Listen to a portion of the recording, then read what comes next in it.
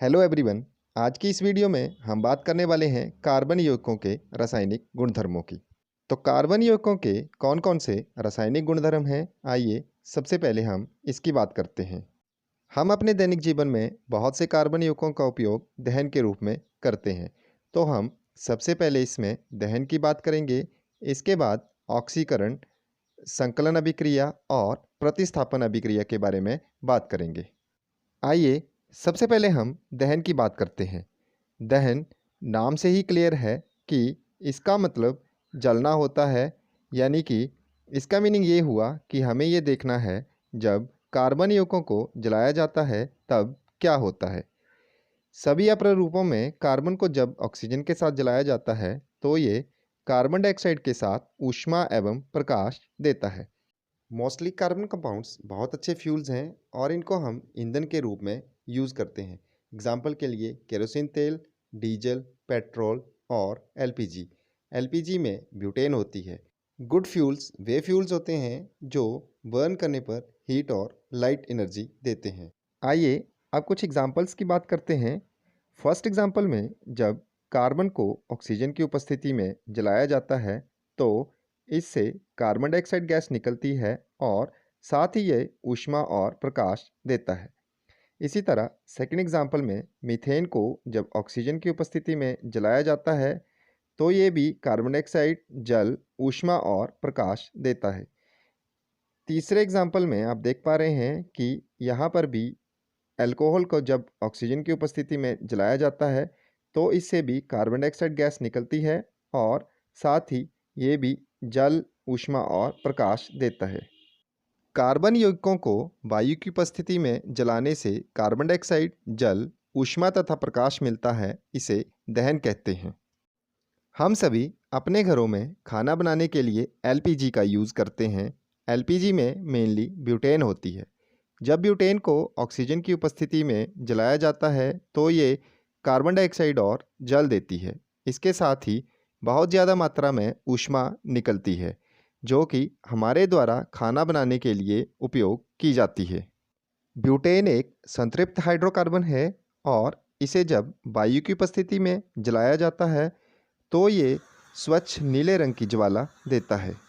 ऐसा इसलिए होता है क्योंकि यहाँ पर ब्यूटेन का पूरी तरह से दहन हो जाता है। इस तरह के दहन को कंप्लीट कंबस्चन यानी कि पूर्ण दहन कहते हैं। कभी कभी संतृप्त हाइड्रोकार्बनों को जलाने के लिए जब वायु की मात्रा सीमित कर दी जाती है तो उनसे कज्जली ज्वाला निकलती है। ऐसा इसलिए होता है क्योंकि वायु के लिए जो मार्ग होता है वो अवरुद्ध हो जाता है और ईंधन जो है वो व्यर्थ रूप से व्यय हो जाता है, जिससे कि बर्तनों के तले काले दिखाई देते हैं। इसी तरह जब मोमबत्ती को जलाया जाता है तब उसमें पीले रंग के साथ धुआं भी निकलता है। ऐसा इसलिए होता है क्योंकि मोमबत्ती जो है वो असंतृप्त हाइड्रोकार्बन से बनी होती है और उसमें पूर्ण दहन नहीं हो पाता है और इस तरह के दहन को अपूर्ण दहन यानी कि इनकम्प्लीट कंबस्चन कहते हैं। इसी तरह पेट्रोल तथा कोयला जैसे ईंधनों में कुछ मात्रा में नाइट्रोजन तथा सल्फर होती है और इनके दहन से सल्फर तथा नाइट्रोजन के ऑक्साइड का निर्माण होता है जो कि पर्यावरण के लिए मुख्य प्रदूषक हैं। नेक्स्ट हम बात करेंगे ऑक्सीकरण अभिक्रिया यानी कि ऑक्सीडेशन रिएक्शन की। कार्बन एक रिएक्टिव एलिमेंट है और इसके यौगिकों को दहन करने पर आसानी से ऑक्सीडाइज यानी कि ऑक्सीकृत किया जा सकता है, या हम कहें कि दहन से ये अपने आप को ऑक्सीडाइज कर लेते हैं। जब इनको ऑक्सीडाइज किया जाता है तो ये एक फंक्शनल ग्रुप को दूसरे फंक्शनल ग्रुप में भी बदल देते हैं। आइए इसे हम एग्जाम्पल से देखते हैं। जब इथाइल अल्कोहल को क्षारीय KMnO4 या अम्लीकृत K2Cr2O7 के साथ गर्म किया जाता है तो ये एसिटिक एसिड में बदल जाता है। तो इस अभिक्रिया में अल्कोहल में जो फंक्शनल ग्रुप ओल होता है वो एसिटिक अम्ल में पाए जाने वाले फंक्शनल ग्रुप कार्बोक्सिलिक अम्ल में बदल जाता है। इस अभिक्रिया में एक्चुअली क्या होता है कि क्षारीय KMnO4 और अम्लीकृत K2Cr2O7 इथेनॉल को ऑक्सीजन दे देते हैं और उसे एसिटिक अम्ल में बदल देते हैं। ऐसे पदार्थ जो कि दूसरे पदार्थों को ऑक्सीजन देने की क्षमता रखते हैं। इन पदार्थों को ऑक्सीकारक यानी कि ऑक्सीडेंट्स कहा जाता है। नेक्स्ट हम बात करेंगे एडिशन रिएक्शन यानी कि संकलन अभिक्रिया की। इस अभिक्रिया का उपयोग मेनली वनस्पति तेलों के हाइड्रोजनीकरण में किया जाता है।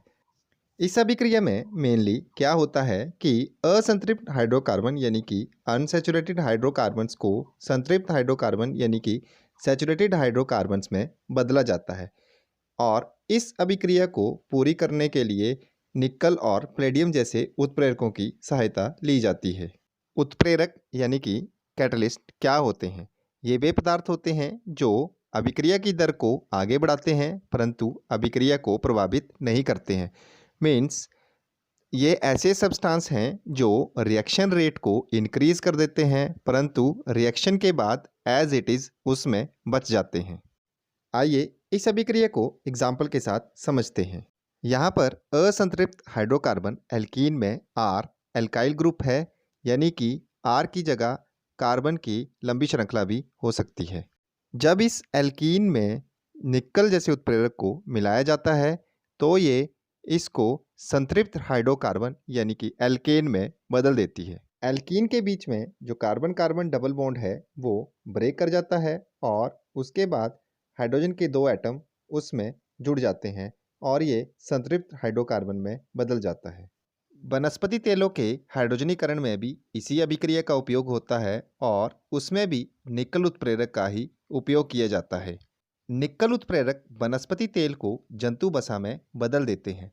वनस्पति तेल में लंबी लंबी असंतृप्त कार्बन श्रृंखलाएं होती हैं परंतु जंतु वसा में संतृप्त कार्बन श्रृंखलाएं होती हैं। कुछ एडवर्टाइजमेंट में ये कहा जाता है कि वनस्पति तेल जो है वो हमारे स्वास्थ्य के लिए भी लाभदायक होता है। ऐसा क्यों है? क्योंकि ये जो वनस्पति तेल होता है ये रूम टेम्परेचर पर लिक्विड फॉर्म में होता है और ये हमारी आर्टरीज में नहीं चिपकता है, जबकि जंतु वसा रूम टेम्परेचर पर सॉलिड अवस्था में होता है और ये हमारी आर्टरीज में चिपक जाता है जिससे हमारी आर्टरीज में ब्लॉकेज आ जाती है और ये हमारे स्वास्थ्य के लिए ठीक नहीं होता है। नेक्स्ट हम बात करेंगे प्रतिस्थापन अभिक्रिया यानी कि सब्स्टिट्यूशन रिएक्शन की। सैचुरेटेड हाइड्रोकार्बन्स बहुत कम रिएक्टिव होते हैं और ये अधिकतर रिएजेंट्स की प्रेजेंस में भी रिएक्ट नहीं करते हैं। लेकिन जब सूर्य के प्रकाश की उपस्थिति में क्लोरीन को इस हाइड्रोकार्बन के साथ अभिक्रिया कराई जाती है तो ये क्लोरीन उस हाइड्रोकार्बन में से हाइड्रोजन के परमाणु को प्रतिस्थापित कर देती है। अब ये जो उत्पाद बनता है इसको क्लोरोमीथेन बोलते हैं और साथ ही HCl गैस निकलती है। इसी तरह जब क्लोरोमीथेन की क्लोरीन के साथ अभिक्रिया कराई जाती है तो ये क्लोरीन उस क्लोरोमीथेन में से हाइड्रोजन के परमाणु को प्रतिस्थापित कर देती है और ये प्रक्रम तब तक चलता है जब तक कि हाइड्रोजन के सभी परमाणु उसमें से प्रतिस्थापित ना हो जाएं। इस तरह के रिएक्शन को चेन रिएक्शन भी कहते हैं।